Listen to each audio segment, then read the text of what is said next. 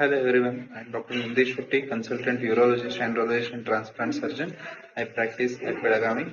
Today's educational video is on premature ejaculation. What is premature ejaculation? Premature ejaculation has three components. Patient tells that the ejaculation occurs within 1 minute of vaginal penetration. Patient is unable to hold or delay the act of ejaculation. This leads to distress, frustration, and avoidance of sexual intimacy. So, what is normal? So, we have told that it occurs within 1 minute, that is abnormal. So, what is the normal timing? So, it is in a self reported study where patient or volunteers self reported their time to ejaculation. The average is from 7 minutes to 14 minutes. Mind it that it is self reported by volunteers, so there is no way to know the actual or exact timing to ejaculation unless you take a stopwatch and clock yourself like they do it in Olympics.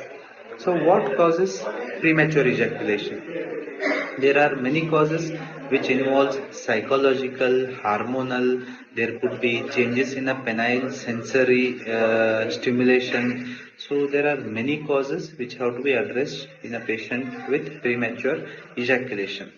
How to diagnose it? It is clinical diagnosis. There is no investigation needed. Patient himself tells that he is having premature ejaculation and the partner and patient both are bothered. So if unless the patient has concomitant erectile dysfunction, we don't go for any further investigation in these cases. So coming to treatment, what are the ways in which we can treat this condition? Initially, non-pharmacological or non-medical therapy will be behavioral therapy.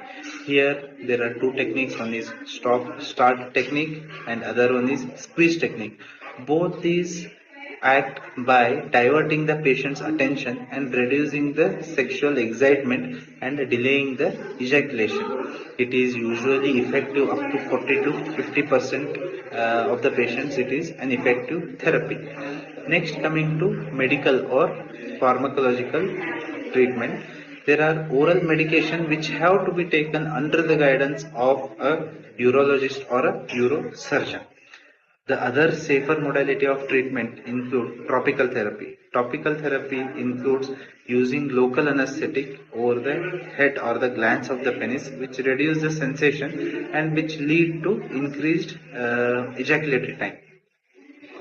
One disadvantage of these ointments is reduced pleasure for both partners, and other one is irritation of the skin because of the ointment. The latest technology in topical management is metered dose sprays. These do not hinder the sensitivity of the shaft or the length skin of the penis, and the other thing is it doesn't have any irritation on the glands or the skin, and it doesn't even hamper the sensitivity of female genitalia. So the next therapy will be surgical therapy where we can denerve the dorsal nerve of penis. We can divide the dorsal nerve of penis, which reduces the sensation of the penis, glans penis.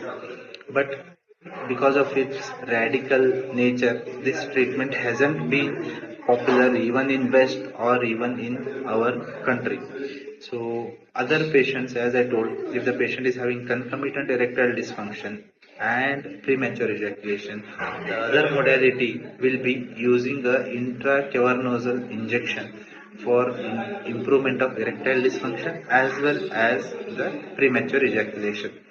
So in conclusion, what is the best modality for premature ejaculation treatment? It includes pharmacotherapy, which includes both oral medicines under the supervision of doctor, and other one is meter dose spray therapy with a psychotherapy will give the best results for patients suffering from premature ejaculation.